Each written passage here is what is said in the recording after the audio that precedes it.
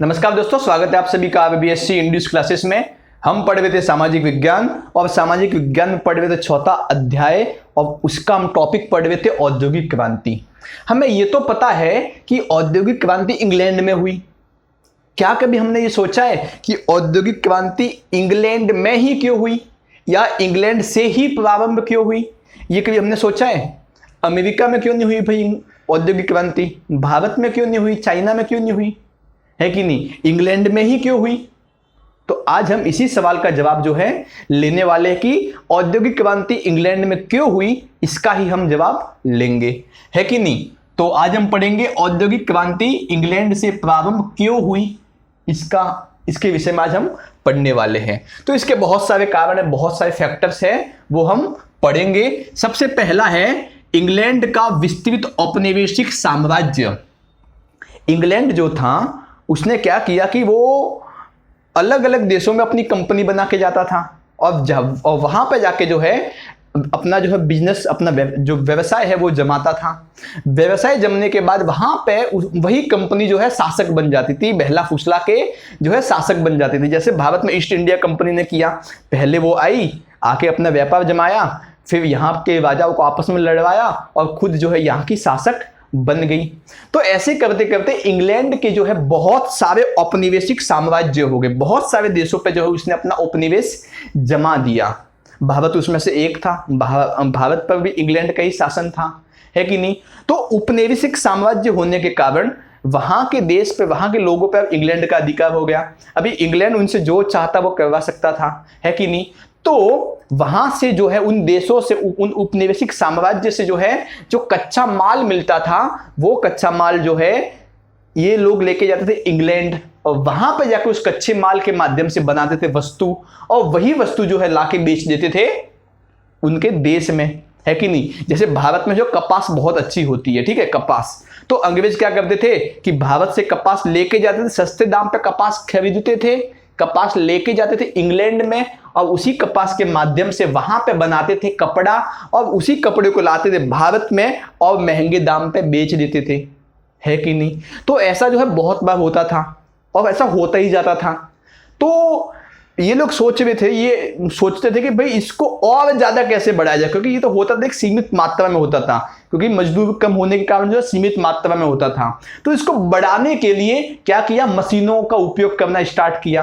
तो मशीनों के माध्यम से जो है अब मजदूरों की संख्या कम हो गई और सामान जो है अधिक मात्रा में जो उत्पादित होने लगा, अधिक मात्रा में सामान जो है बनने लगा और अधिक से अधिक अंग्रेजों को लाभ मिलने लगा, है कि नहीं? तो इंग्लैंड के जो है विस्तृत औपनिवेशिक साम्राज्य होने के कारण उनको जो कच्चा माल जो है बड़ी आसानी से सस्ते दामों पर मिल जाता था और उसी कच्चे माल का सामान बना के उन्हीं बाजार पर बेच देते थे और उन्हीं औपनिवेशिक बाजार को एक नए मार्केट भी, एक नया बाजार भी मिल जाता था। जहां से सामान खरीदा उनको एक नया सामान बना के बेच दो, तो उनको एक नया बाजार भी मिल गया, ठीक है ना? तो ये हो गया पहला कारण। दूसरा कारण क्या है कि लोहे और कोयले की खान की जो खानें थी वो पास पास में थी।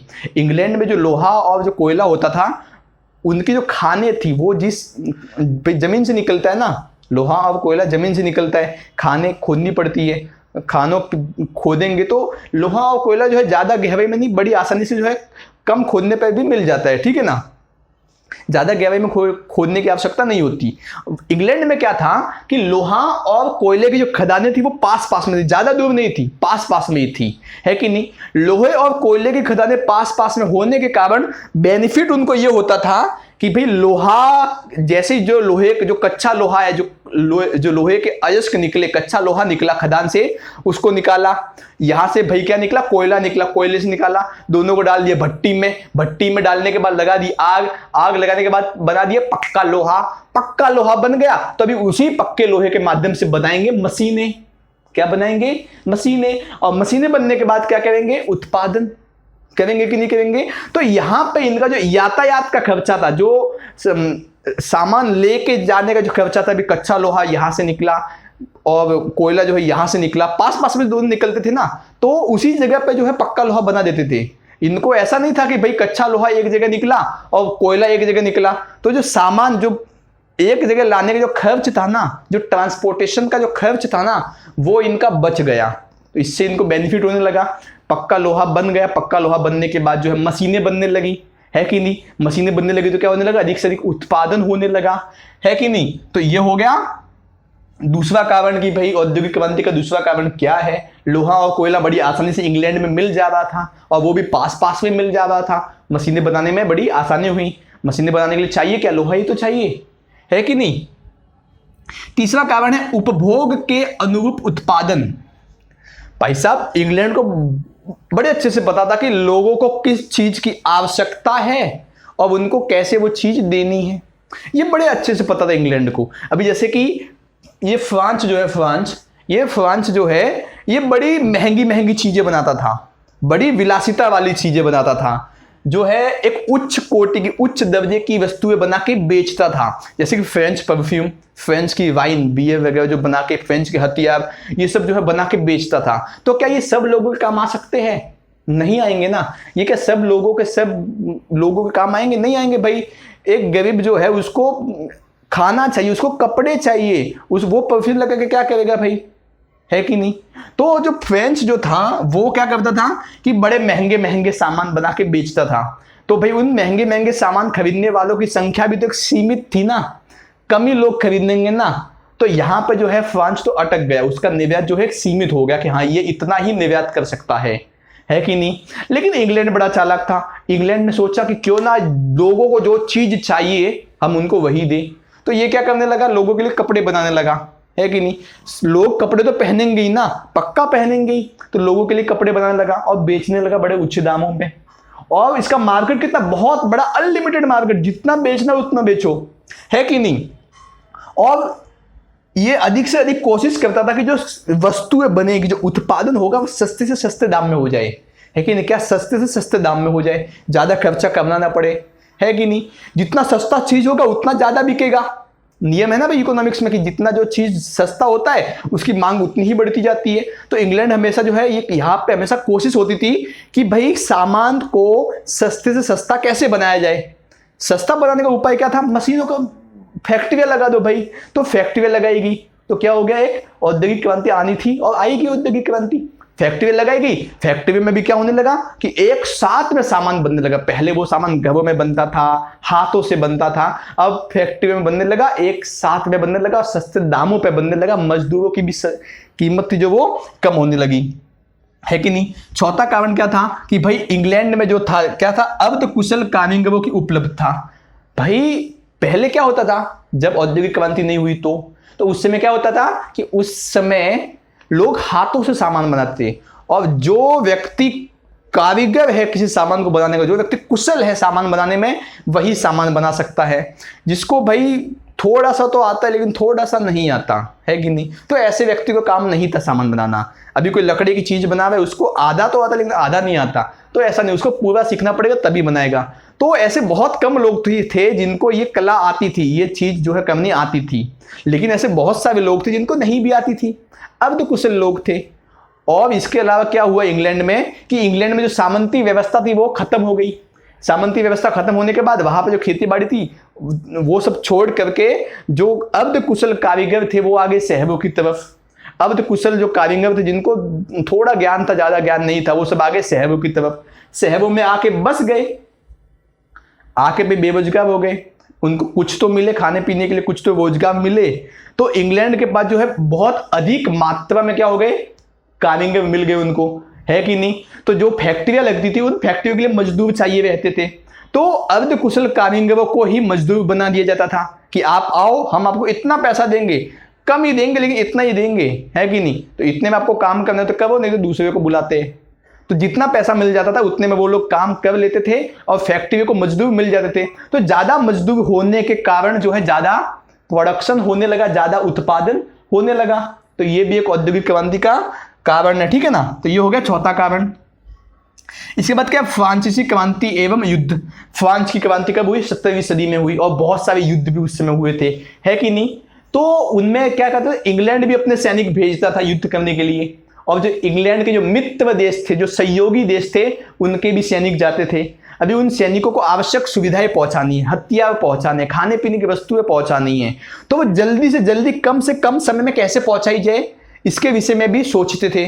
तो इसके विषय में भी काम करते करते उनको आइडिया है कि क्यों नहीं वाष्प इंजन बना दे। मतलब वैज्ञानिकों को वो प्रोत्साहित करते थे कि कुछ ऐसा सोचो कि जल्दी से जल्दी जो है काम हो जाए, ज्यादा समय न लगे। तो ये भी एक बहुत बड़ा फैक्टर है, ये भी एक बहुत बड़ा कारण है कि उनको अधिक से अधिक सहायता पहुंचाने के लिए, कम समय में सहायता पहुंचाने के लिए औद्योगिक क्रांति का विकास होना तय था, है कि नहीं। जो सैनिकों को जो सुविधाएं पहुंचाते थे उनमें जो तरीके थे उनमें बदलाव तो होना ही था, और वो हो भी गया औद्योगिक क्रांति के बाद। इसके अलावा कौन सा कारण, छठा कारण क्या है कि पूंजी की उपलब्धता। कि भाई 18वीं सदी के आसपास बहुत से लोगों के पास ज्यादा पैसा है, तो उन पैसों का क्या करेंगे भाई। बहुत से लोगों के पास पैसा ही नहीं है, लेकिन उनको अपना धंधा, अपना बिजनेस जो है खड़ा करना है, तो पैसे लाएंगे कहां से। तो यहां से जो है इंग्लैंड में बैंकिंग सेक्टर, क्या बैंकिंग सेक्टर का क्या हो गया, निर्माण होने लगा। किसका, बैंकिंग सेक्टर का। तो बैंक का विकास होने लगा। जिनके पास ज्यादा पैसा है वो लोग बैंक में पैसा जमा कर दो। बैंक के पास पैसा जमा कर दिया, बैंक क्या करेगी, जिनको लोन चाहिए, जिनको पैसे चाहिए बिजनेस खड़ा करने के लिए, उनको उस पैसों में से लोन दे देगी। तो इससे बैंक को क्या मिलेगा, ब्याज मिलेगा, और जिसने जमा किया है उसको भी क्या मिलेगा, ब्याज मिलेगा। तो जो है फायदा जो है सब तरह से होने लगा ना फायदा। तो 18वीं शताब्दी में उद्योगपतियों को ऋण प्राप्त करने तथा पूंजी जमा करने के लिए सुविधाएं उपलब्ध कराई, बैंकिंग सेक्टर का विकास होने लगा।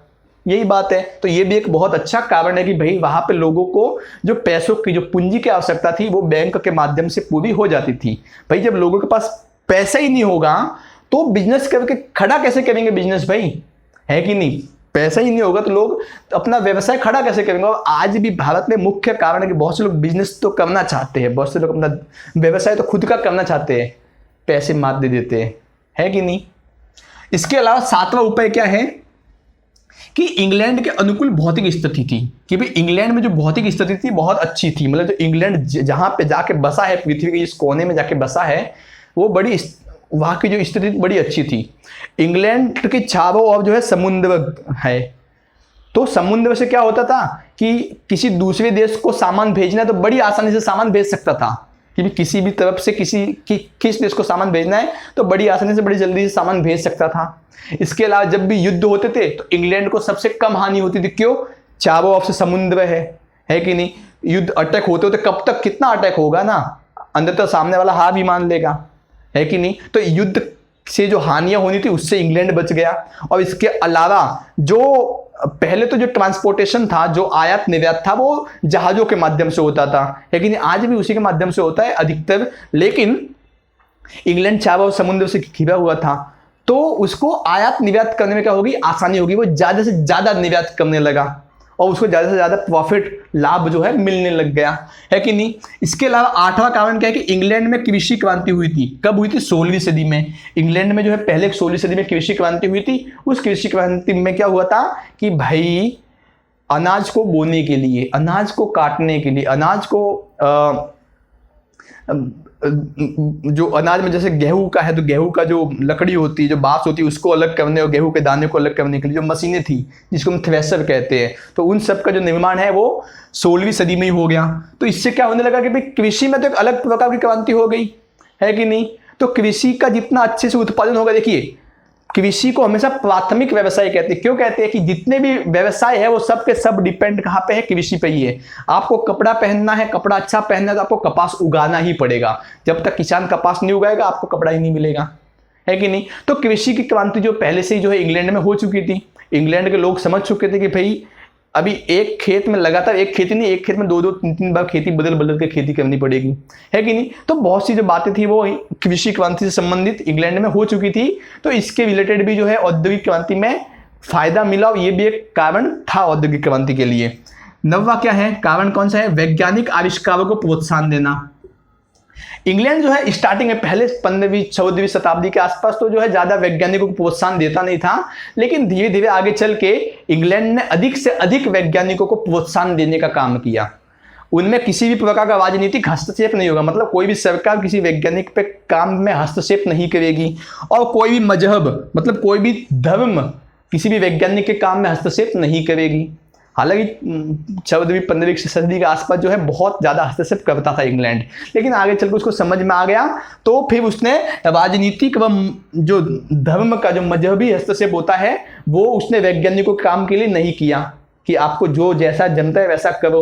हर एक वैज्ञानिक को क्या प्रोत्साहन देने लगे, उनके बीच में कंपटीशन करने लगे कि भाई आप कौन ज़्यादा अच्छा क्या बना सकता है कि नहीं, कौन ज़्यादा अच्छा क्या नई तकनीक नई आविष्कार कर सकता है कि नहीं। तो उनके बीच में कंपटीशन होने लगा।